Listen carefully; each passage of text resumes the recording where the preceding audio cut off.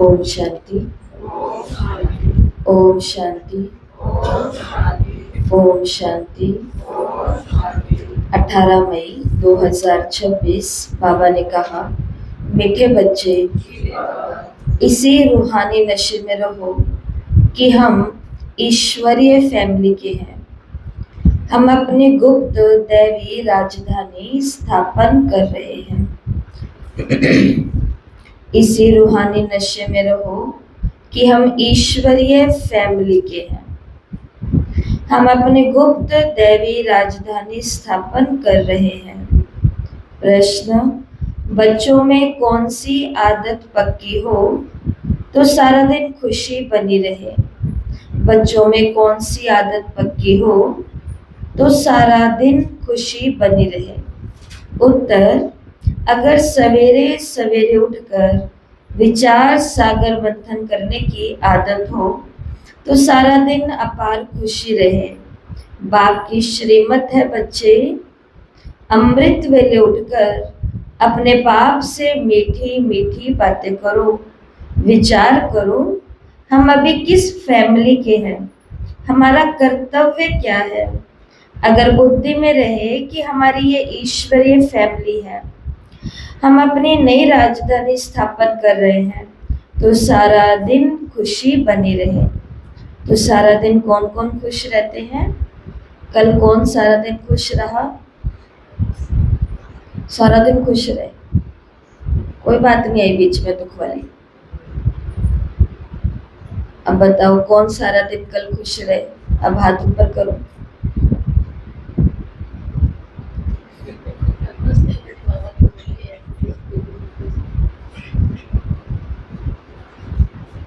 सारा दिन खुश रहने के लिए आज बाबा ने हमें क्या कहा? बच्चे, श्रीमत, कौन सी श्रीमत? अमृत वेला। तो किस किस ने आज अमृत वेला किया हुआ है वो यहाँ बैठे हैं? बिना अमृत वेले वाले भी बैठे हैं। तो ये हमारी क्या है? श्रीमत है कि सुबह उठो, बाबा से बातें करो कि मैं कौन सी फैमिली में आई हूँ, मेरा कर्तव्य क्या है। अगर बुद्धि में रहे कि हम ईश्वरीय फैमिली में और हम अपनी राजधानी स्थापन कर रहे हैं, तो सारा दिन खुशी बनी रहे। ओम शांति। बच्चे जानते हैं कि ये रूहानी परिवार है, वो सब है जिस्मानी परिवार। ये है रूहानी परिवार, रूहानी बाप का ये परिवार। जैसे लौकिक घर में माँ बाप बच्चे होते हैं, वो हुआ हद का परिवार। तुम अभी बेहद की फैमिली ठहरे। बच्चे गाते भी हैं, तुम माता पिता हम बालक, तो जैसे फैमिली हो गई, क्रिएटर की क्रिएशन ठहरे। यूं तो बच्चे उनकी क्रिएशन है, परंतु जानते नहीं। तुम बच्चे भी जानते हो बरोबर, बेहद के बाप की ये फैमिली है, ईश्वरीय विश्वविद्यालय है। तो ये जो परिवार है, ये परिवार हमें याद रहना चाहिए। ये किसका परिवार है? भगवान का रचा हुआ परिवार है, और ये ईश्वरीय विश्वविद्यालय भी है। इसलिए गाया है, विनाश काले प्रीत बुद्धि विजंती।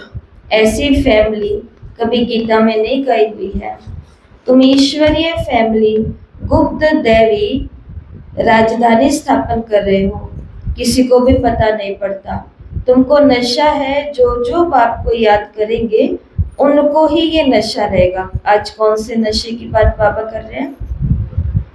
जो जो बाप को याद करेंगे उनको ही ये नशा रहेगा। कौन सा नशा? कि ये रूहानी परिवार है, ईश्वरीय फैमिली है, ईश्वरीय विश्वविद्यालय है। ये उनको ही नशा रहेगा, और जो बाबा को याद नहीं करते उनको ये नशा नहीं रहेगा। उनको फिर ईश्वर का परिवार नहीं दिखाई देगा। उनको क्या दिखाई देगा? ये वो सेंटर वाले हैं, ये वो सेंटर वाले हैं, ये वो सेंटर वाले हैं। जिन्हें ये नशा नहीं होगा उनको क्या दिखाई देगा? ये दीदी के साथ साथ रहने वाले हैं, ये दीदी से बात नहीं करने वाले हैं, ये आगे पीछे घूमने वाले हैं। जो बाबा को याद नहीं करेंगे उनको ये नशा बिल्कुल नहीं रहेगा कि ये ईश्वरीय परिवार है तो मुझे इस परिवार को बढ़ाना है, मुझे इस परिवार की लालना पालना के लिए अपना सर्वस्व लगाना है, क्योंकि ये मेरा परिवार है। उस परिवार के अंदर क्या होता है, बाबा ने कहा माँ बाप और बच्चे होते हैं। अम्मा बूढ़ी हो गई, दादी पड़दादी बन गई, लेकिन फिर भी वो जो बटुए में थोड़ा सा 10 रुपया रखा हुआ है, वो भी वो क्या सोचती है, क्या करूंगी इसका, बच्चों के बच्चे वो जो गए हुए हैं ना पढ़ने के लिए, वो जब आएगा ना उसके हाथ में पकड़ाऊंगी, भाई उनके लिए है ये। तो बाबा ने कहा जैसे हद की फैमिली के लिए सब कुछ हम सोचते हैं ना, ऐसे ईश्वरीय फैमिली अर्थात भगवान के रचे हुए परिवार की भी प्रीत उसी को होगी, नशा उसी को होगा जो जो बाप को याद करेंगे। बाकी बाबा ने कहा देह अभिमान में आने से ये नशा उतर जाएगा। हम ईश्वरीय विश्वविद्यालय के हैं, ये भी नशा उतर जाएगा, और हम ईश्वरीय फैमिली के हैं, ये भी नशा उतर जाएगा। बाबा ने कहा ये ईश्वरीय फैमिली, अभी बहुत बारी बाबा फैमिली फैमिली शब्द बोलेंगे। हमको घर जाना है, फिर दैवी राजधानी में आएंगे, वहां है दैवी फैमिली। बाबा ने कहा वो असुरी फैमिली, ये है तुम्हारी ईश्वरीय फैमिली। रूहानी बाप दादा के बच्चे बहन भाई हैं, बस ये है रूहानी प्रवृत्ति मार्ग। सतयुग में ईश्वरीय फैमिली नहीं कहेंगे, वहां दैवी फैमिली हो जाती है। ये ईश्वरीय फैमिली बड़ी जबरदस्त है।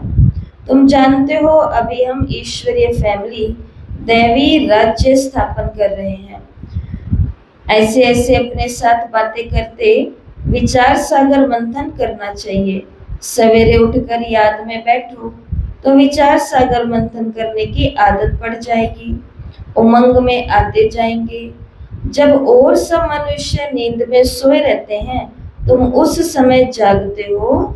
तुम्हें सवेरे सवेरे उठकर ऐसे ऐसे ख्याल करने चाहिए, फिर देखो तुमको कितनी खुशी रहती है। जो भी श्रीमत मिलती है उस पर चलना है, फिर तुमको खुशी बहुत होगी, ईश्वरीय फैमिली की भी याद आएगी। बाबा ने कहा आसुरी फैमिली से दिल हट जाएगी। नया मकान जब बिल्कुल तैयार हो जाता है तो पुराने से आसक्ति निकल जाती है। जब तक नया नहीं बना तब तक कुछ न कुछ मरम्मत आदि करते रहते, फिर दिल हट जाती है। ये पुरानी दुनिया भी ऐसी है, पुराने मकान से बहुत लगाव है, लेकिन वो कब तक है, जब तक नया नहीं बनता।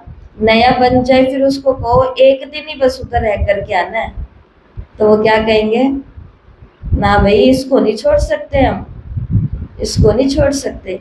तो बाबा ने कहा खेल इतना ही है, एक बारी पुराना मकान ये वाला छूटा, नया मिला, तो जिनके अभी आगे पीछे हम परेशान हो रहे हैं ना, खुद का पुरुषार्थ खराब कर रहे हैं या खुद की बुद्धि को भी डिस्टर्ब कर रहे हैं, ये उस पुराने मकान के जो ये वस्तु वैभव प्राणी हैं, ये हमें कुछ भी, कोई आपको बोले कि पड़ोसी के घर जा कर के रह लो, थोड़े दिन रहेंगे?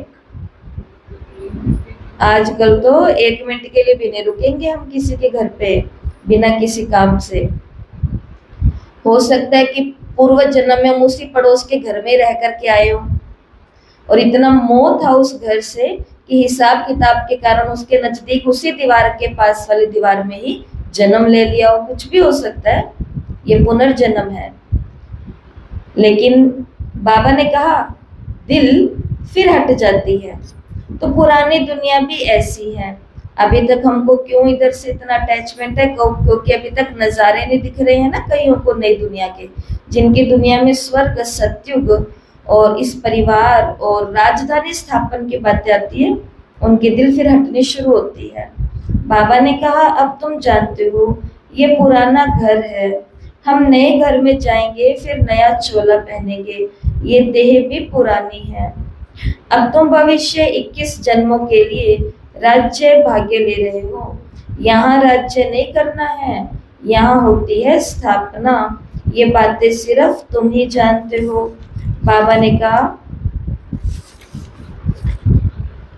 है भी यह गीता राजयोग है ना, इसे कहा जाता है सहज राजयोग।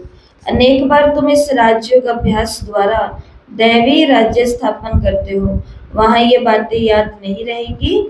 अगर वहां ये बातें याद रहें तो फिर सुखी ना भासे, चिंता लग जाए। इस समय तुमको गुप्त नशा है। ऊंचते ऊंच बाबा की ये फैमिली है। इसे कहा जाता है ईश्वरीय गुप्त फैमिली टाइप। ईश्वरीय विश्वविद्यालय, ईश्वरीय यज्ञ भी कहते हैं। तो 3 नाम दिए बाबा ने इन संगठनों को। पहला नाम दिया ईश्वरीय गुप्त फैमिली, दूसरा नाम दिया ईश्वरीय विश्वविद्यालय, और तीसरा कहा ये ईश्वरीय यज्ञ है। तो सोचना, अगर हम क्लास में बेईमानी करेंगे तो हम केवल क्लास से बेईमानी नहीं करेंगे, हम किससे बेईमानी कर रहे हैं? ईश्वरीय फैमिली से, ईश्वरीय विश्वविद्यालय से और ईश्वरीय यज्ञ से। और ईश्वरीय ईश्वरीय ईश्वरीय का मतलब है कि किसी मनुष्य के द्वारा, संत महात्मा गुरु जी के द्वारा रचा हुआ नहीं है। यहाँ तक किसी धर्म पिता के भी संकल्प से ये नहीं रचा, क्योंकि वो भी एक शरीर है। ये उसके एकमात्र ये ऐसा परिवार है, एकमात्र ऐसा हवन यज्ञ है, एकमात्र ऐसी यूनिवर्सिटी है जो निराकार के संकल्प से रची गई है। और ऐसा यज्ञ कहीं पे नहीं है। जो यज्ञ पिता भी नहीं है तो भी यज्ञ चलता जा रहा है, चलता जा रहा है। कारण, क्योंकि ये यज्ञ के जितने भी कार्य होते हैं, फैमिली के जितने भी डिसीजन होते हैं, विश्वविद्यालय के जितने भी नियम और कानून विद्यार्थियों के लिए लागू होते हैं, वो सारे वतन के अंदर बैठ करके पहले ही सब फिक्स कर दिए गए होते हैं। वहीं से सारा काम चल रहा है। फैमिली है, हमको बहुत लवली बनना है। भविष्य में तुम बहुत लवली बनते हो। तुम हो रूप बसंत। रूप बसंत का मतलब क्या होता है? कि हम योगी भी हैं और हम ज्ञानी तो आत्मा भी है। आत्मा रूप भी है, बसंत भी है। इतनी छोटी सी आत्मा अविनाशी पाठ बजाती है। इस समय तुम रूप बसंत बने हो। बाप ज्ञान का सागर है।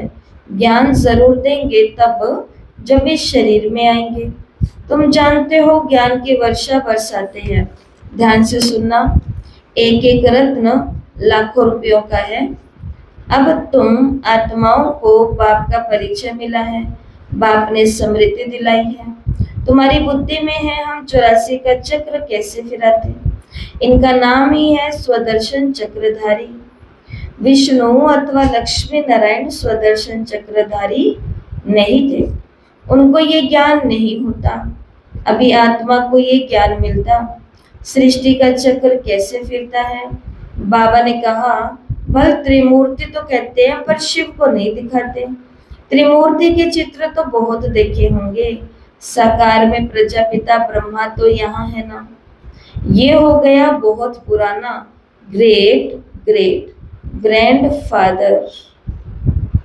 तो ये हुआ प्रजापिता ब्रह्मा का सिजरा। बाप सृष्टि रचते हैं ब्रह्मा द्वारा। तो ब्रह्मा बड़ा हुआ ना, दिखाते भी बूढ़ा है। फैमिली ट्री बनाते हैं ना बच्चे और कई लोग। फैमिली ट्री के अंदर क्या करते हैं, घर का जो बड़ा बड़ा उनको याद है उसको फिर पहले रखते हैं। फिर उनके कितने बच्चे थे, फिर उनके बच्चों के कितने बच्चे, आगे से करते करते वो फैमिली ट्री। बाबा ने कहा ये भी जो सिजरा है ये किसका है? प्रजापिता ब्रह्मा का, क्योंकि वो ग्रेट ग्रेट ग्रैंडफादर है। दिखाते भी बूढ़ा है। ये 84 जन्मों का चक्र लगाया हुआ है। अभी तुम इन बातों को समझ गए हो। तुम जानते हो कि बाप के तो सब बच्चे हैं। आत्माओं को बाप का परिचय देना है। अभी भारत का बहुत बड़ा कल्याण हो रहा है। सब आत्माएं पवित्र हो, मुक्ति धाम में चली जाएंगी। तुम हो ही भारत की सेवा पर। भारत खास, दुनिया आम। तुम अभी थोड़े हो। जो इन बातों को समझते हो। फिर नटशेल में समझाया जाता है बच्चे, मन मना भव। अलग में भी समझाया जाता है, जो कुछ है दैवी राजधानी स्थापन करने में लगाओ। बाबू गांधी क्या कहते थे? वो भी राम राज्य चाहते थे। कैसा वंडरफुल खेल है ना। अभी तुम साक्षी हो, खेल देखते हो, तुमको हंसी आती है। कहाँ की बातें कहाँ ले जाते हैं। बाप कहते हैं ड्रामानुसार दुनिया की गति बुरी हो गई है। फिर बाप आकर के सदगति करते हैं। तो अभी संसार की हालत क्या बताई बाबा ने? बहुत बुरी हो गई है। दुनिया की गति ही बुरी हो गई है। और ये मुरली तो आज से बहुत साल पहले की है, और आज के समय में तो बहुत बहुत बहुत बुरी गति हो गई है। कितना कुछ गलत है इस दुनिया में। बाबा ने कहा अब इस बीच में हम इस फैमिली में आए हैं, इसी बीच में हम भी कहीं जा सकते थे, हमारे साथ भी कुछ हो सकता था, गलत संग मिलता और हम भी कुछ नशों में या कुछ ऐसे भ्रष्टाचार में या कुछ भी समझो जो दुनिया में बाबा ने कहा। लेकिन हम ड्रामानुसार कहाँ पर आ गए? ईश्वरीय परिवार में आ गए। और कहाँ आ गए? ईश्वरीय विश्वविद्यालय में आ गए। और कहाँ आ गए? ड्रामानुसार ईश्वरीय यज्ञ के ब्राह्मण ही बन गए कि संभालो भी यज्ञ तुम ही, ऐसा ब्राह्मण। बाबा ने कहा अब ये हमें पता है ना, तो आगे का महावाक्य, तो तुम बच्चों को नशा चढ़ा है। दादियों को किस चीज का नशा था? दादियों को यही नशा था। दादियां कोई अंग्रेजी नहीं भाषा नहीं जानते थे, कोई जो दुनिया के अंदर कल्चर है ऐसा कुछ भी उनको पता नहीं था। दादियां तो 14 साल भट्टी के अंदर रही, तो उनको तो जब भट्टी से बाहर आई, माउंट के अंदर आए, फिर बाबा ने सेवाओं पर भेज दिया। जब बेगरी पाठ शुरू हुआ उसके बाद सेवाओं पर निकले, तब दादियों को तब भी ये नहीं पता था कि रुपया क्या होता है, और ये तक भी नहीं पता था कि ट्रेन में बैठना होता है तो टिकट लेकर के बैठना होता है। कुछ भी तो नहीं पता था। और ऐसों ने क्या कर दिया, ये हम जो सुख से बैठ पा रहे हैं ये हमारे कारण नहीं है, ये उन्हों के कारण है कि उन्होंने हर एक राज्य के अंदर गए, फिर हर राज्य में हर शहरों के अंदर, फिर शहरों से फिर कस्बों के अंदर, ऐसे ऐसे करते करते आगे से आगे शिक्षाएं देते रहे। तो बाबा ने कहा कि बच्चों को तो नशा चढ़ा है। ये है सारे वर्ल्ड के निराकार बापू जी।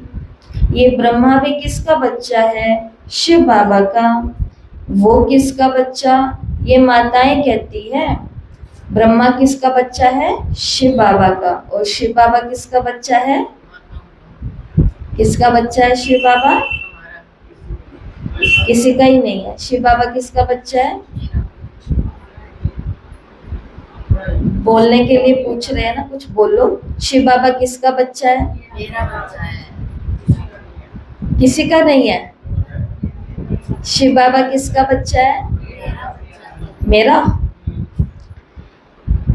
ब्रह्मा शिव बाबा का बच्चा है, और वो किसका बच्चा है? माताएं कहती हैं शिव बाबा हमारा बच्चा है। कौन कौन मानती है शिव बाबा को अपना बच्चा? सोच के हाथ ऊपर करना। ठीक है, फिर आज क्या खाओगे आप? अपने मनपसंद का खाओगे कि बच्चे के मनपसंद का खाओगे? अकेले अकेले खा जाओगे कि बच्चे को भी खिलाओगे? खिलाएंगे। कैसे खिलाओगे? कैसे? मन मन से खिला देंगे ना, मन मन से खिलाएंगे ना, भोग लगा के ऐसे खिलाएंगे ना, मन मन से। तो बच्चे को कैसे खिलाएंगे? अपने पास बिठा के।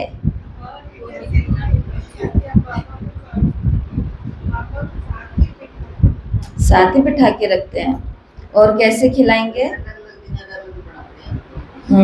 वैरायटी बनता है। अच्छा, रिश्ता अलग अलग बनाते हैं। हाँ, संडे को तो बेटा ही है पक्का। आज माता पिता है। क्योंकि आज सोमवार आ गया। तो कैसे खिलाएंगे पुष्पा बहन बाबा को? शिव बच्चे को आप भोजन कैसे खिलाते हो? आओ बाबा खाओ ऐसे। एक कुमार भाई जो बेचारा काम से आता था, थक भी जाता था, बाबा की श्रीमत पर भी तो चलना है, पर क्या करें। पर बहुत योगी आत्मा, बहुत शुद्ध आत्मा, बहुत पवित्र आत्मा रही होगी। तो वो अपने अनुभव में क्या बताते, सुना है हमने भी कहीं पर, तो वो अपने अनुभव में क्या बताता है कि खिचड़ी आकर के बनाई और बाबा को कहा कि बाबा कुकर के अंदर से भोग लगा लो, अलग से कुछ नहीं होता है। ऐसा हम ऐसा तो नहीं करते, बच्चे के साथ नहीं करते। अच्छा, तो ये माताएं कहती है शिव बाबा हमारा बच्चा है, ये है शिव बाबा का खेल पाल। बाकी ध्यान दीदार में तो माया बहुत प्रवेशता करती है। ये जो कहते हैं ना कि हमारे में शिव बाबा आते हैं, शिव बाबा ये बोलते हैं, बाबा ने कहा ये सब भूत की प्रवेशता है, तुम बच्चों को खबरदार रहना है। ये भूत की बीमारी ऐसी है जो दोनों जहान से उड़ा देती है, ना इधर के रहेंगे ना उधर के रहेंगे। ये भूत आया कौन सा कि बाबा बोलते हैं मेरे अंदर से, मुझ में बाबा आते हैं। बाबा ने कहा तुम बच्चों को खबरदार रहना है। ये कभी भी ख्याल नहीं आना चाहिए कि हम साक्षात्कार करें, ये सब भक्ति के ख्याल आते हैं। ज्ञान मार्ग को तो अच्छी रीति समझना है। अभी आते हैं ना लोग, तो वो क्या बोलते हैं, वो यही बोलते हैं कि बस एक बारी हमें दिख जाए फिर हम पक्के हो जाएंगे, एक बारी दिख जाए फिर हम पक्के हो जाएंगे। तो हम भी आगे से हंस करके बोलते हैं कि हम दिखा देंगे अभी अभी आपको, भगवान आपके सामने साक्षात खड़े हुए होंगे, लेकिन पहले आप इस पेपर पर लिख करके दो कि जैसे भगवान आपको दिखेगा ये पांचों विकार उसी समय आप छोड़ दोगे। तो कहते हंस रहे, फिर पता चल जाता है, इसलिए तो वो नहीं दिखता, उसको पता है दिख करके कुछ होने वाला तो है नहीं, पहले बुद्धि को पवित्र बनाऊं इनकी, तो नहीं भी दिखूंगा तो भी बहुत कुछ हो जाएगा। बाबा को बहुत साक्षात्कार हुए, मम्मा को एक भी मम्मा को कोई साक्षात्कार नहीं हुआ, लेकिन पहले संपूर्ण कौन बन गए। और बाबा को भी जो साक्षात्कार हुए, उन साक्षात्कारों को एक भी साक्षात्कार को बाबा ने व्यर्थ नहीं जाने दिया। मैं तो भूल ही गई मुझे क्या साक्षात्कार हुआ था, वो सारे कार्य में लगे थे समय आने पर। तो बाबा ने कहा ये भक्ति की इच्छा है कि हमें कोई ध्यान दीदार में जाए और कोई साक्षात्कार हो।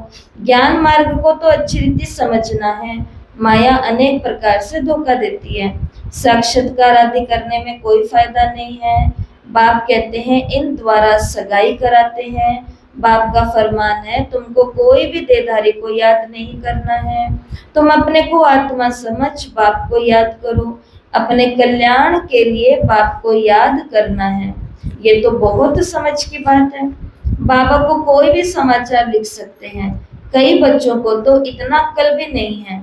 अभी एक तरफ तो क्या कहते हैं, बाबा मेरा बच्चा है, और बाबा ने कहा दूसरी तरफ इतनी भी अक्ल नहीं है कि बेहद के बाप को चिट्ठी में अपने खुश खैराफत का समाचार भी लिखें। लौकिक बाप को चिट्ठी ना लिखें तो आराम ही फिट जाता है। ये तो बेहद का बाप है। देखते हैं मास डेढ़ चिट्ठी नहीं आती तो समझते हैं शायद माया खा गई। जो ऐसे पारलौकिक बाप को चिट्ठी नहीं लिखते हैं। अभी तो चिट्ठी लिखने वाला जमाना नहीं है ना, अभी तो कौन सा जमाना है, वीडियो कॉल का जमाना है। अब कौन चिट्ठी भेजेगा 10 दिन बाद। पहले घर में कोई बात होती थी, कन्या अपने लौकिक घर में, उधर पीहर घर में बताती थी, इधर से चिट्ठी भेजिए कि माँ मैं दुखी हूँ, ये है वो है, मेरी पिटाई हो गई आज। चिट्ठी पहुंचती थी, माँ रिप्लाई करती थी, इतने में तो वो बात ही ठंडी हो जाती थी। ऐसे होता था, सब ऐसे होता था। तो अभी कौन सा जमाना है, तो बाबा से भी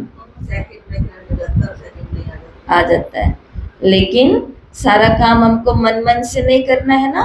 देखो अगर मन से ही हम बाबा को खुश खिराफत दे रहे थे तो बाबा को मुरली में ये बात लिखनी ही ना पड़ती, बोलनी ही ना पड़ती कि भाई बच्चे मेरे को समाचार नहीं भेजते चिट्ठी के द्वारा।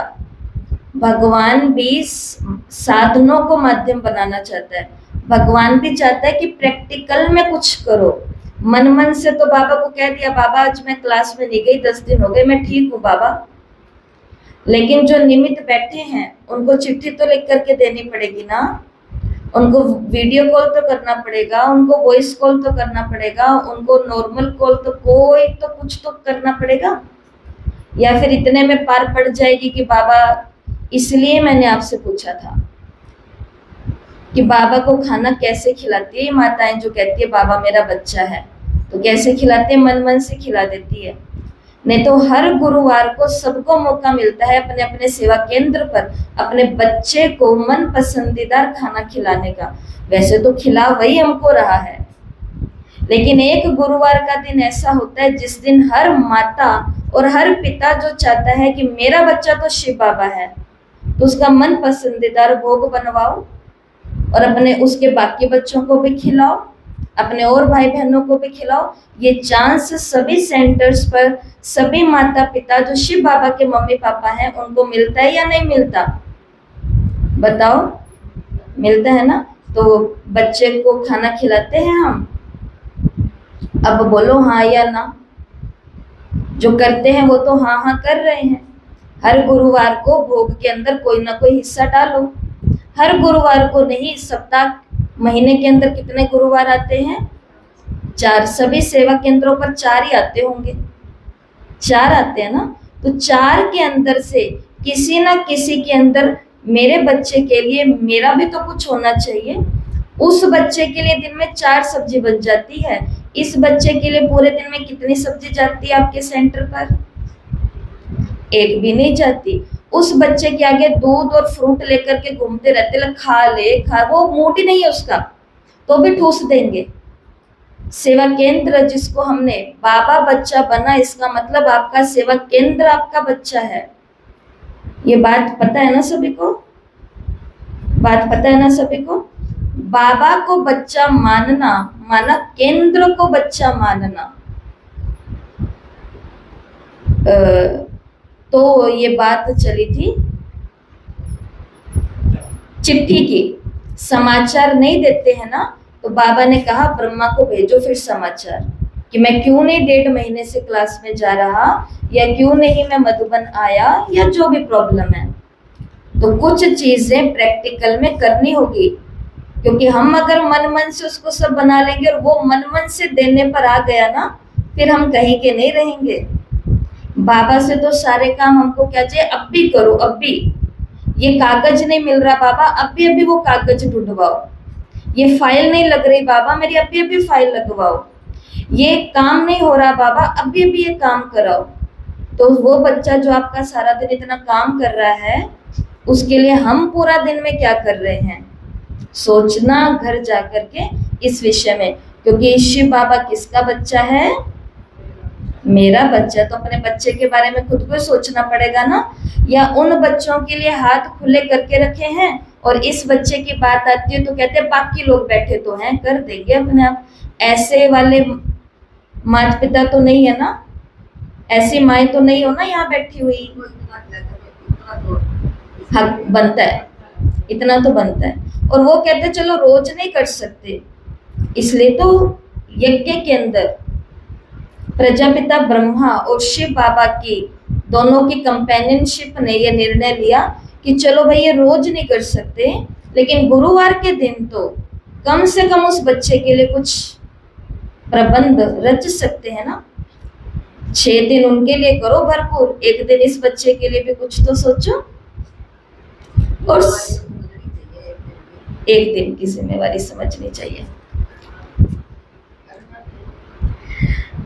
तो बाबा ने कहा, बाकी देखो मैं आपको बता देती हूँ, जो मेरे को यहाँ से ड्रामा दिखता है, जो आजकल दिख रहा है, मतलब तो वो ऐसा है, साक्षी होकर के जब ड्रामा को देखते हैं तो पता चलता है वास्तव में इंसान कुछ भी नहीं है करने वाला, वो सब कुछ उसकी मर्जी से रहा है। समझ में ही आता है, क्योंकि किसी के पास कुछ नहीं है और वो बहुत कुछ कर रहा है, और किसी के पास बहुत कुछ है लेकिन उसको कुछ करने का बुद्धि होते हुए भी उसका हाथ नहीं आगे बढ़ रहा है। इसको क्या समझा जाएगा कि या तो वो पीछे से अपने कर्म की तकदीर रोक करके आया है, आगे भागे बढ़ाना ही नहीं है, या फिर भगवान का मन नहीं है उससे कुछ भी लेने का, क्योंकि अव्यक्त मुरली में बाबा ने कहा मैं लेता भी उसी से हूं जिसको मुझे सत्युग त्रेता में देना है, जिसको मुझे देना ही नहीं, मैं बाबा ने कहा मैं अपने ऊपर क्यों कर्जा चढ़ाऊं। इसके लिए ये भी एक नसीब की और भाग्य की ही बात है ड्रामा के अंदर। शिव बाबा ने कहा चिट्ठी भी नहीं लिखते हैं, मास डेढ़ बीत जाता है, तो बाबा भी फिर आगे से समझते हैं कि शायद इसको माया खा गई होगी। इतना तो लिखना चाहिए कि बाबा हम नारायणी नशे में रहते हैं, सेवा केंद्रों पर नहीं जाते हैं 2 दिन 4 दिन 10 दिन 20 दिन, और बताते भी नहीं है, और पूछ लेते तो फिर आगे से कहते हैं हमने सोचा आपको तो पता ही है। कहते हो ऐसा कि नहीं कहते, एक की बात नहीं है, सब ऐसे कहते हैं कि हमने सोचा कि आपको तो पता ही है। उनका डिपार्टमेंट नहीं संभालना, अपने वाला संभालना है, अपनी कर्तव्य को पूरा करना है। नहीं तो बाबा ने तो कितनी प्यारी बात कही कि इतना तो कम से कम लिख करके भेजो कि बाबा हम नारायणी नशे में रहते हैं, आपकी दी हुई युक्ति में हम तत्पर हैं, तो बाबा भी समझेंगे कि खुशराज जी हैं। चिट्ठी नहीं लिखेंगे तो समझेंगे बीमार है, याद में नहीं रहते होंगे। नहीं तो बाबा को समाचार देना है कि बाबा हमने ये सर्विस की, इनको समझाया, इनकी बुद्धि में पूरा नहीं बैठा, तो फिर ये भी समझाएंगे कि इस रीति से समझाओ। भक्ति मार्ग में जो कुछ कहते समझते कुछ नहीं है। मुख्य बात बाप को ही नहीं जानते, बाप को जानने से भारत सदगति को पाता है, बाप को ना जानने के कारण भारत बिल्कुल दुर्गति को पा लेता है। अब बाप तुम बच्चों को समझाते हैं हम तुमको सदगति में ले जाऊंगा, बाकी सबको मुक्ति में ले जाऊंगा। भारत जीवन मुक्त में है तो बाकी सब मुक्ति में है। ये चेंज सिवाय बाप की और कोई कर नहीं सकता। सर्व का सदगति दाता एक ही बाप है। सर्व की सदगति जरूर कल्प कल्प संगम पर ही होगी। तुम जानते हो हम आत्माओं का रूहानी बाप एक है, उनको आत्मा ही याद करती है। तुमको भक्ति मार्ग में 2 बाप है, सतयुग में 1 बाप है, संगम पर कितने पिता हैं हमको? 3। पहले पिता लौकिक हद के पिता, तो पहली तो बुद्धि वही बोले ना ये मेरे पिताजी हैं। तो दूसरे पिता शिव बाबा, भगवान है मेरा पिता। ये नॉलेज भी हमको कोर्स में मिल गई थी। हाँ, ये हमको बात समझ में आ गई कि भाई हाँ सबने लाइट को याद किया। ब्रह्मा बाबा पिता मानने में कईयों को थोड़ा सा समय लग सकता है, टाइम लगता है। फिर तीसरा पिता हमको कौन मिलता है संगम पर? प्रजापिता ब्रह्मा बाबा। तो अब हमको 3 पिता हैं। तो बताओ जिसको 3 बाप हो उसको किसका डर है? फिर भी डरपोक बन के रहेंगे तो कैसे काम चलेगा? फिर भी किसी को 1 बाप होता है और कोई अच्छा अधिकारी होता है तो भी नशा रहता है, अरे मेरे बाप को नहीं जानते, मेरे बाप को नहीं जानते। और हमको कितने बाप है? 3। इधर वाला पिता है वो भी अच्छी आत्मा अगर बन जाए तो महान बात है। ऊपर से ये 2 बाप जो मिले, इनके तो हाथ में क्या है? पूरा का पूरा संसार है। प्रजापिता ब्रह्मा भी तो बाप ठहरा ना, शिव भी बाबा है, वो है सर्व आत्माओं का बाप। उनसे ही वर्षा लेना है।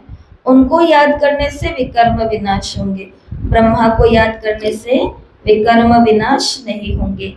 इसलिए शिव बाबा को ही याद करना है, हम उनके बने हैं। ये है सच्चा सच्चा रियल ज्ञान, रूहानी बाप का रूहानी बच्चों के प्रति। बाकी सब है देह अभिमानी। देह अभिमानी पतित मनुष्य जो कर्तव्य करते हैं वो पतिति करते हैं। दान पुण्य आदि जो करते हैं वो सब पतिथि बनाते हैं। रावण राज्य में ये होता ही है। अब बाप आकर के ऑर्डिनेंस निकालते हैं, कहते हैं बच्चे खबरदार, विकार में नहीं जाना, काम पर विजय पानी है। तूफान आदि बहुत आएंगे, इसमें फां नहीं होना चाहिए। माया के इतने विकल्प आएंगे जो अज्ञान काल में भी नहीं आए होंगे। इतने विकल्प आएंगे माया के, ऐसे भी विकल्प आते हैं।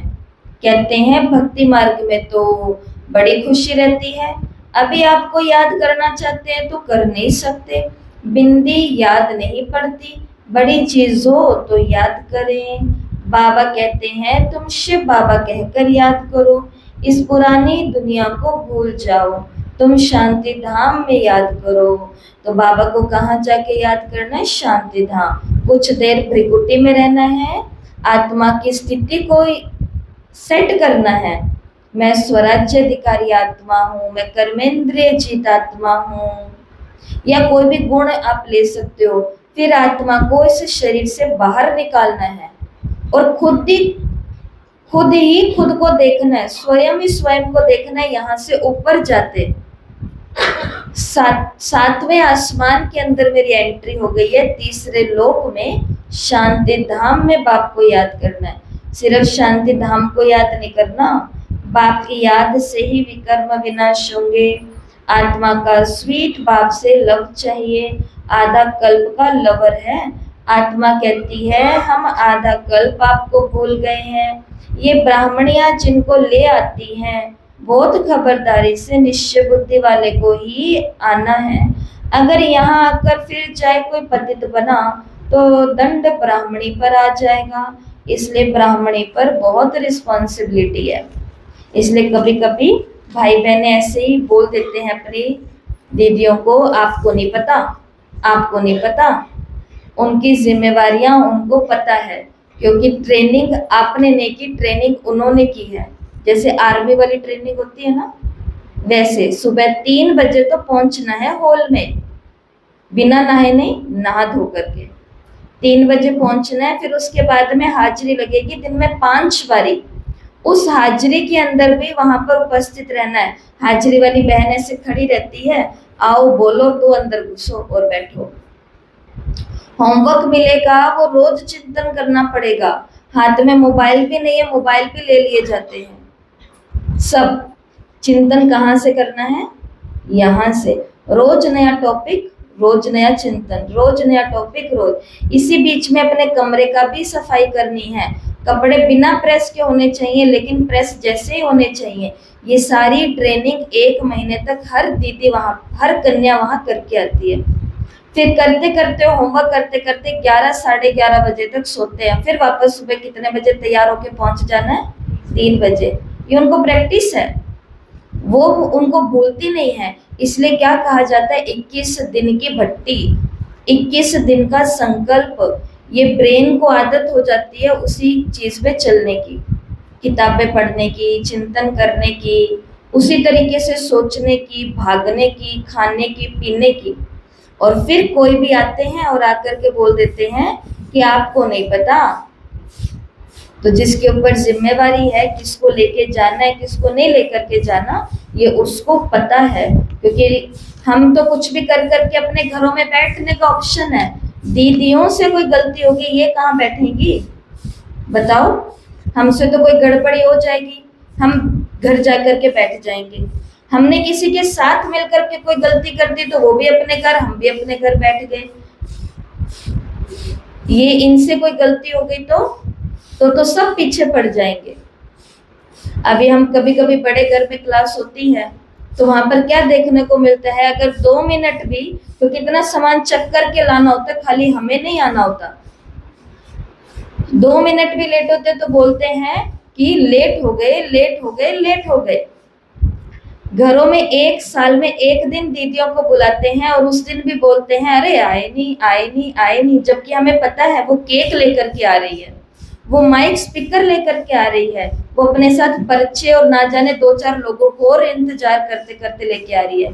हम तो अकेले अकेले आते हैं, तो भी बहनें बोल देती है, तो भी हम कहते हैं मेरी तो बेइज्जती कर दी, मैं तो कल से नहीं जाती। आप बैठ सकते हो, आपके पास ऑप्शन है। हम ऐसे मुंह छिपा करके बैठ सकते हैं? कितनी भी बड़ी परीक्षा कल अगर आई हो तो भी बाहर निकल करके यहाँ तो बैठना ही होगा, क्योंकि ये हमारी क्या है? ब्राह्मणियों की रिस्पॉन्सिबिलिटी है। तो मधुबन लेकर के जाना है तो बाबा ने कहा पहले उनकी धारणाओं का पता होना चाहिए। और बाबा ने ये रख लिया है, सब बातों का अनुभवी है। यहाँ तो गंद की कोई बात नहीं है। थोड़ा सा सुनना, कान खोल के सुनना, आपस में हंसना, खेलना, बातचीत करना, इसकी कोई मना नहीं है। बाकी थोड़ा भी किसी आत्मा से प्यार रखेंगे तो फिर वो थोड़ा जास्ती बढ़ता जाएगा। थोड़ा थोड़ा ही है, लेकिन वो थोड़ा थोड़ा थोड़ा फिर क्या हो जाएगा, ज्यादा हो जाएगा। उसकी याद आती रहेगी, इसलिए इससे भी पार जाना है। अब तुम घर बैठे हो या सत्युग में बैठे हो? घर पे बैठे हैं कि सत्युग में बैठे हैं? सत्युग में। बाबा के घर में बैठे हैं ना। तो बच्चों ने कहा घर में। बाप बच्चों को घर में पढ़ाते, बताओ। बाप बच्चों को कहाँ पढ़ाते हैं? घर में पढ़ाते, क्योंकि बाप भी है ना, पिता है। जब बाहर जाते हैं तो ऐसे नहीं कहेंगे, यहाँ बहुत अच्छा नशा रहेगा, देह का अभिमान छोड़ना है, देही अभिमानी बनो तो जात पात का भेद सब निकल जाएगा। जात पात का भेद सब निकल जाएगा। पुरानी दुनिया तमो प्रधान है, उसमें भेदभाव और ही बढ़ता जाता है। आगे ब्रिटिश गवर्नमेंट के साथ भाषाओं की खिटपिट नहीं थी, अब तो दिन प्रतिदिन फूट बढ़ती जाती है। फिर सतयुग में एक ही भाषा होगी, कोई भेदभाव नहीं होगा। तो यहाँ जातिवाद, भेदभाव, भाषावाद, हर बात का वही है, तुलना ही तुलना है, क्योंकि ये दुनिया ही ऐसी है। तो बाबा ने कहा ऐसी दुनिया में लेके जाऊंगा जहाँ और भेदभाव तो छोड़ो, भाषा का भी भेदभाव नहीं होगा। नहीं तो आजकल का यूथ ऐसा है, लोग ऐसे हैं कि दूसरे की हंसी उड़ाने में देरी नहीं करते। ओहो आपकी भाषा तो ऐसी है, मुझे तो हंसी आती है। इनका तो पहनावा ऐसा है, मुझे तो हंसी आती है। इनका तो खाने का स्टाइल ऐसा है, मुझे तो हंसी आती है। और आपस में फिर हंसने लग जाते हैं। हमें पता ही नहीं कि हमने किसी को कितना इनसिक्योर कर दिया है, किसी आत्मा को कितना कष्ट पहुंचा दिया है। और ये पता नहीं है कर्मों की गति की पिछले जन्म में उसी भाषा में आप ही रह करके आए हो। जिनको देख कर कैसे घृणा कर रहे हो वो आप ही बन करके आए हो। तो भी भगवान ने कोई भेदभाव करके यहाँ बिठाया, ये जाति वाले आगे बैठना, वो जाति वाले पीछे बैठना, वो जाति वाले और पीछे बैठना, और ये जाति वाले आएंगे तो थोड़ा बाहर से सुनना, स्पीकर बाहर लगा देंगे। ऐसा किया उसने कुछ? उसने तो इतना भी भेदभाव नहीं रखा कि जो बहुत सेवा करते हैं वो आगे बैठो और जो कुछ भी नहीं करते वो पीछे बैठो। उसने तो ये भी नहीं किया, क्योंकि एक एक बच्चा उसके लिए राजा बच्चा है, विशेष आत्मा है, विशेषता को पकड़ के बैठी हुई है कोई ना कोई। इसलिए बाबा ने कहा कोई भेदभाव नहीं होगा। अभी बाबा हमको ऐसी दुनिया में ले जाएंगे। अच्छा मीठे मीठे सिके लदे बच्चों प्रति माता पिता बाप दादा का याद प्यार और गुड मॉर्निंग। रूहानी बाप की रूहानी बच्चों को नमस्ते। हम रूहानी बच्चों की रूहानी माता पिता बाप दादा को याद प्यार नमस्ते, गुड मॉर्निंग, ओम शांति, शुक्रिया बाबा शुक्रिया, वाह बाबा वाह। धारणा के लिए मुख्य सार पहला, किसी भी देहधारी की याद ना आए, इसके लिए किसी से भी प्यार नहीं करना है।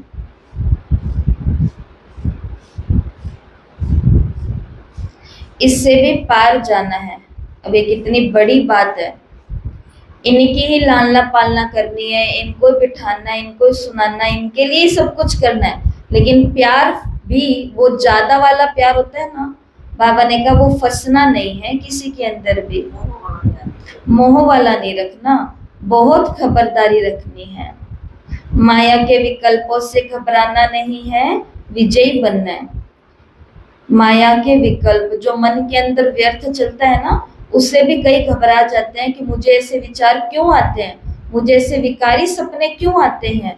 तो बाबा ने कहा ये माया हमला करने की कोशिश कर रही है, इसलिए घबराना नहीं है, विजयी बनना है। बताओ आई एम नंबर, बताओ कैसे करेंगे? I am number 1, I am winner, I am topper, I am an achiever, I am responsible, I remember, I remember everything. और क्या था, आई एम कॉन्फिडेंट, प्रैक्टिस वाला याद है, I am always confident, I am always confident, I practice practice I practice. और बस ये थे। तो ये हमने क्यों याद किए, क्योंकि बाबा ने कहा माया के विकल्पों से घबराना नहीं, याद रखना आई एम विनर, मैं विजयी हूं, मैं विजयी हूं। दूसरा, ध्यान दीदार में माया की बहुत प्रवेशता होती है, इस भूत प्रवेशता से अपने को बचाना है। बाप को अपना सच्चा सच्चा समाचार देना है, ठीक है। कभी ना आओ, शहर से बाहर जाओ तो समाचार दे करके। और अगर कहीं सेवा है या कुछ कर रहे हो, किसी को लाना है, किसी के पास सत्संग कराना है, कुछ भी है, तो ये सारे समाचार देते रहो, बताते रहो। ये बाबा ने आज के मुरली में कहा। बाप को अपना सच्चा सच्चा समाचार देना है और माया की प्रवेशता बहुत होती है, इसलिए इससे बचना है।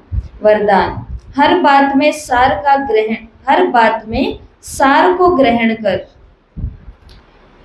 ऑलराउंड बनने वाले, हर बात में सार को ग्रहण कर ऑलराउंड बनने वाले सरल पुरुषार्थी भव, सरल पुरुषार्थी भव। जो भी बात देखते हो, सुनते हो, उसके सार को समझ लो और जो बोलो, जो कर्म करो, उसमें सार भरा हुआ हो तो पुरुषार्थ सरल हो जाएगा। ऐसा सरल पुरुषार्थी सब बातों में ऑलराउंडर होता है, उसमें कोई भी कमी दिखाई नहीं देती, कोई भी बात में हिम्मत कम नहीं होती, मुख से ऐसे बोल नहीं निकलते कि हम ये नहीं कर सकते। ऐसे सरल पुरुषार्थी स्वयं भी सरल चित्त रहते और दूसरों को भी सरल चित्त बना देते। तो बाबा ने कहा जब ज्ञान की बातें सुनो, डायरेक्शन सुनो, कोई प्रोग्राम की बातें सुनो या अपने अपने अपने सेंटर पर कोई अनुशासन की बातें चल रही है वो सुनो, तो उसको सार रूप में अपने अंदर याद रख लो। सार, पूरी बातें याद नहीं रहेगी, निचोड़ याद रहेगा कि अब मेरे को करना क्या है। दूसरा बाबा ने बोला जो बोलते हो और कर्म करते हो उनके अंदर भी सार भरा हुआ हो। सार भरने का मतलब है जैसे कि हम कहीं पर भी कोर्स कराने जाएं, तो कोर्स कराने जब जाते हैं तो पहले ही अपने दिमाग में ये बात याद रखते हैं कि कौन सी 4 बातें इनको इस कोर्स से समझानी है। तो उसके इर्द गिर्द कोई कहानी सुना देंगे, कोई उदाहरण दे देंगे या कुछ बता देंगे। इसको कहते हैं बोल और कर्मों में, बोल में क्या हो, सार हो, कम हो, लेकिन मेन जो हमने सोच करके रखा है वो हम बात बोल दें, और कर्मों में भी क्या हो, सार हो। जो काम करना है उधर गए, वो काम किया, आए और बैठे। ऐसे नहीं पहले 10 चक्कर काटेंगे, देखेंगे और कोई है क्या, ये मिलेगा क्या, वो मिलेगा क्या, इससे पूछो वो पूछो फिर करो। इसको क्या बोलते हैं, इतने घूमते घूमते माताओं की एनर्जी क्यों जा रही है। फिर जैसे 3 चीजें लेकर के आने तो कितने चक्कर काटेगी, 4, क्योंकि एक बारी तो भूल जाएगी ना लेने की आई थी, इसलिए फिर वो थक जाते हैं। तो कर्मों में भी क्या लाना है, सार लाना है। जा रहे हो, हाँ 3 सामान लेकर के आने, पर ऐसे नहीं लेकर के आने कि 2 बीच में घेर दे, ऐसे भी नहीं कर। तो बाबा ने कहा सरल रहना है अपने जीवन में, बोल, कर्म और जो बातों को सुनते हैं उसके अंदर। स्लोगन, साधन यूज करते उनके प्रभाव से न्यारे और बाप के प्यारे बनो। साधन यूज करते उनके प्रभाव से न्यारे और बाप के प्यारे बनो।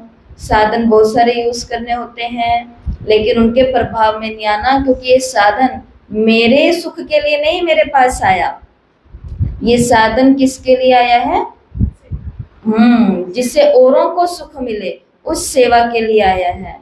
ठीक है, तो इसलिए फिर अगर ऐसे साधनों को यूज भी करेंगे, उनके प्रभाव से न्यारे भी रहेंगे, तो साथ ही साथ बाबा के भी क्या बन जाएंगे, प्यारे बन जाएंगे। और ये है आज के अव्यक्त इशारे।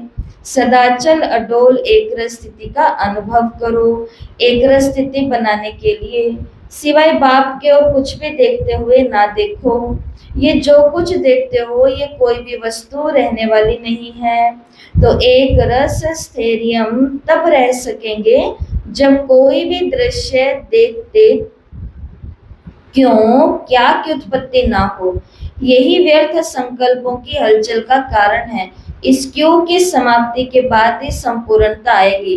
क्यों क्या, अब इन बातों में ज्यादा जाने का टाइम नहीं है, इसलिए जो जो कर रहा है वो जाने, उसका काम जाने। भगवान ने सबको बुद्धि दे दी है। अब इतना ज्ञान मिलने के बाद भी प्रॉब्लम चल रही है, तो फिर बाद में वो हमारी प्रॉब्लम नहीं है, वो उनके कर्मों के खाते की प्रॉब्लम है। कार्मिक अकाउंट में ही गड़बड़ी है। कई खाते गड़बड़ी वाले होते हैं ना, तो फिर बैंक रिस्क नहीं लेता, वो कहते हैं कि पहले गड़बड़ी चल रही है इनके खाते में।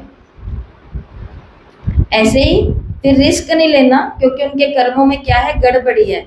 उनको उनके गुरु नहीं सुधार सके, उनको उनका लौकिक धर्म नहीं सुधार सका, उनको उनका परिवार नहीं सुधार सका, तो उनको भगवान नहीं सुधार सका, तो मैं कहां से। तो इसके लिए बाबा ने कहा क्यों क्या की उत्पत्ति ना हो, क्योंकि इसी से ही व्यर्थ संकल्पों की हलचल होगी। तो अब इस क्यों की क्या कर दो, समाप्ति कर दो, और इसके बाद में संपूर्णता आ जाएगी। तो आज पूरा दिन क्या याद रखना है, ड्रामा की हर सीन देखते हुए याद रखना ये कुछ भी नहीं रहने वाला है। और सब कुछ देखते हुए किसको देखना है, एक बाप को ही देखना है और कुछ भी नहीं देखना। आज का स्वमान लिखना, मैं सरल पुरुषार्थी हूँ, मैं सरल पुरुषार्थी हूँ। मेहनत वाला पुरुषार्थ नहीं करना। अपन को कौन सा पुरुषार्थ करना है, देखे होंगे आपने कई लोग कि बड़े बड़े काम करते और ऐसे चुटकी में कर देते हैं, और कई होते हैं जो छोटा छोटा काम करते हैं, उस धागे सुई के अंदर धागा डालना है तो उसके अंदर भी कंफ्यूज हो जाते हैं, दूसरों को भी हलचल में लेकर के आ जाते हैं, इतना तकड़ा पुरुषार्थ करते हैं। तो ऐसे वाला पुरुषार्थ नहीं करना। स्मूथली आराम से अमृत वेले उठे, बाबा को याद किया, आराम से स्नान पानी लिया, बाबा को याद किया, आराम से अपना बैग झोला उठाया और ये लो जी स्कूल चले, हम स्कूल आ गए। आराम से अपने नोट्स बनाए, घर गए, घर वालों को आराम से सुख देते देते, सारे काम करते करते, हर एक मिनट में 2-4 मिनट, हर 1 घंटे के बाद बाबा को थोड़ा थोड़ा रिपोर्ट देते गए। तो इसी प्रकार से सेवाएं भी हो जाती हैं, सब हो जाता है। अच्छा जी, ओम शांति। तो सभी स्थिर होकर के बैठेंगे।